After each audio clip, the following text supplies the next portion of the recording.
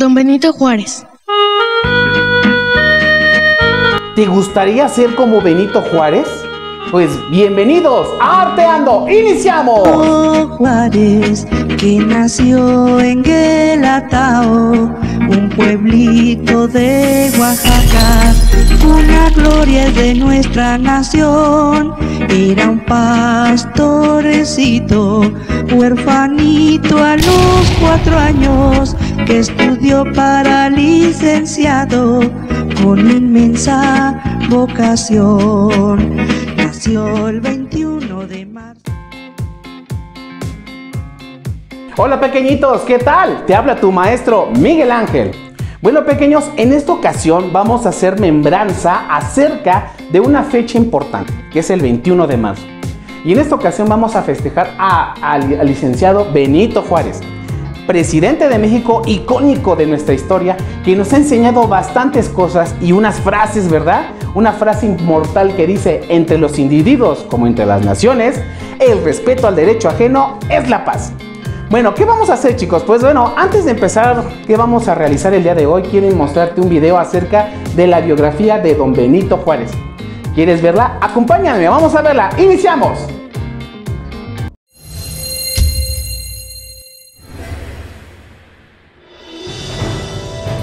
Benito Juárez nació en 1806 en el pueblo de Guelatao, Oaxaca. Huérfano desde muy pequeño, pasó su infancia dedicado a las labores del campo y hablando solo su lengua materna, el zapoteco. En 1818 salió de Guelatao para educarse y llegó a la capital del estado, donde el encuadernador Antonio Salanueva le dio albergue, empleo y le envió a la escuela, donde él solo se impuso una severa disciplina de lectura.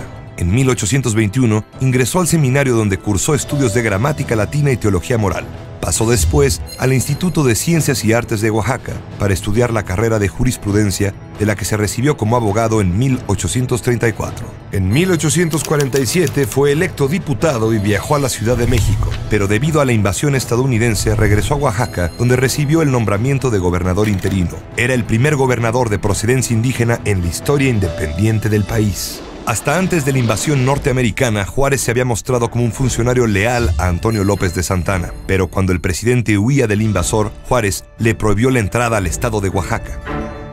En consecuencia, cuando Santana volvió a la presidencia, ordenó la detención de Juárez, quien fue enviado al destierro en Cuba y después en Nueva Orleans. Ahí se reunió con otros exiliados mexicanos como Melchor Ocampo, que propugnaban por la separación de la Iglesia y el Estado, la desaparición de los privilegios de los clérigos y militares, la transformación de las arcaicas estructuras de gobierno heredadas del virreinato y, sobre todo, de establecer las libertades de conciencia y de culto. Juárez apoyó el Plan de Ayutla, proclamado en 1854, con el que los liberales lograron derrocar finalmente a Santana. El nuevo presidente, Juan Álvarez, lo nombró ministro de Justicia e Instrucción Pública. Al año siguiente se expidió la llamada Ley Juárez, la primera de las leyes de reforma, que abolió los tribunales militares y eclesiásticos. En febrero de 1857 se promulgó una nueva constitución de corte liberal y ese mismo año, bajo la presidencia de Ignacio Comonfort, Juárez se convirtió en presidente de la Suprema Corte de Justicia. En diciembre de ese mismo año, la oposición conservadora lanzó el Plan de Tacubaya con el objetivo de anular la Constitución. El propio presidente Comonfort se adhirió al golpe de Estado conservador. De acuerdo con la ley y ante la defección de Comonfort, el presidente de la Suprema Corte de Justicia, Benito Juárez, se convirtió en presidente de la República. Con Juárez como presidente constitucional y el general Félix María Zuloaga como presidente de los golpistas, liberales y conservadores se enfrentaron en una guerra que duraría 3 años, la Guerra de Reforma. Durante esos años, el gobierno de Juárez se vio obligado a establecerse en diversos puntos del país. En Veracruz, el presidente promulgó las más radicales entre las leyes de reforma, una verdadera legislación de guerra que incluía la nacionalización de los bienes de la Iglesia. En diciembre de 1860, una última batalla dio la victoria final a las tropas del gobierno juarista. A los pocos días, el presidente entró triunfante a la Ciudad de México. Mientras tanto, los conservadores habían conseguido interesar a Napoleón III en el proyecto de establecer un gobierno imperial en México. En 1862, cuando el gobierno mexicano cesó los pagos de la deuda externa a Francia, España e Inglaterra, el país galo encontró la excusa perfecta para la intervención. En alianza con los conservadores, las tropas francesas avanzaron hacia el interior del país. Soberbio, el ejército más poderoso del mundo se creyó ya dueño del territorio mexicano. Pero el 5 de mayo de 1862, las tropas nacionales, bajo el mando del general Ignacio Zaragoza, les infligieron una fuerte derrota, aunque esta no cesó la intervención francesa. Para gobernar el trono mexicano, Napoleón dio su beneplácito a Maximiliano de Habsburgo, hermano del emperador de Austria. En 1864, el nuevo emperador y su esposa Carlota desembarcaron en Veracruz. Para disgusto de los conservadores, Maximiliano se reveló como un monarca liberal, pues mantuvo la vigencia de las leyes de reforma.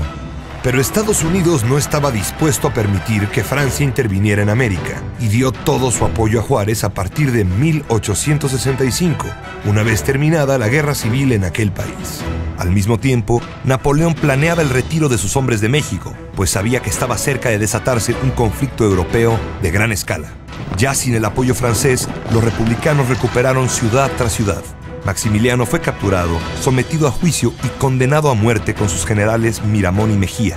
Ninguna súplica ablandó el corazón de Juárez, que se negó a otorgarle el perdón. El presidente zapoteca hizo valer la frase que se le atribuye: para los amigos, la justicia y la clemencia; para los enemigos, todo el peso de la ley.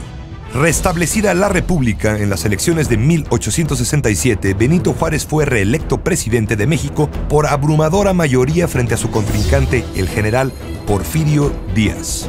En 1871 nuevamente se presentó a las elecciones por la presidencia, esta vez compitiendo contra Díaz y Sebastián Lerdo de Tejada.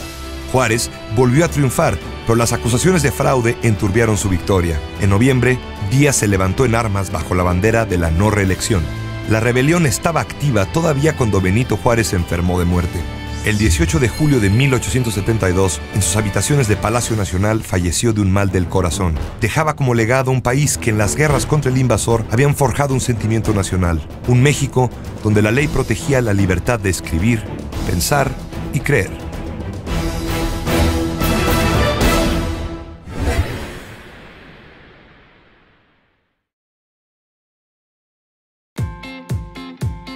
Qué interesante es la vida de Benito Juárez, ¿verdad?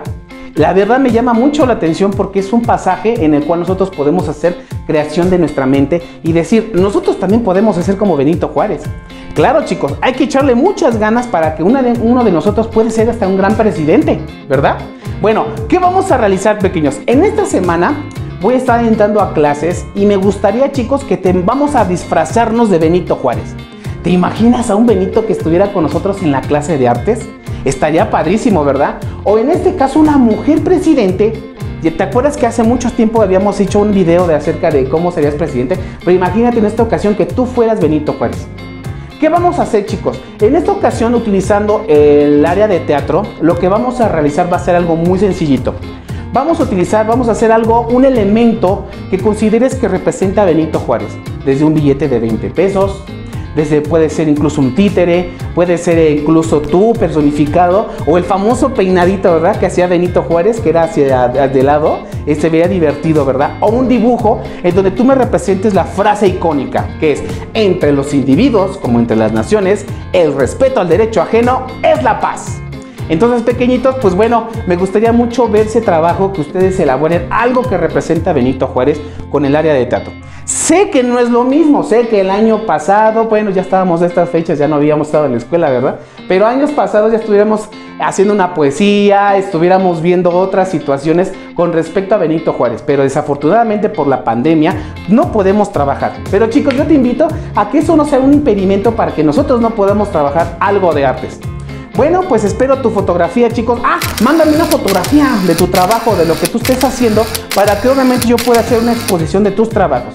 Créeme, estoy muy agradecido contigo, con toda tu familia y sobre todo con mis compañeros maestros, porque ellos, gracias a esta plataforma que estamos trabajando, podemos ver y hacer muchas cosas muy padres. Así que, chicos, los invito, cuídense mucho y recuerden, arteando. Quédate en casa, nos vemos hasta la próxima. Nos vemos, chicos, cuídense mucho. Hasta luego. Oaxaca, una gloria de nuestra nación. Era un pastorecito huerfanito a los 4 años, que estudió para licenciado con inmensa vocación.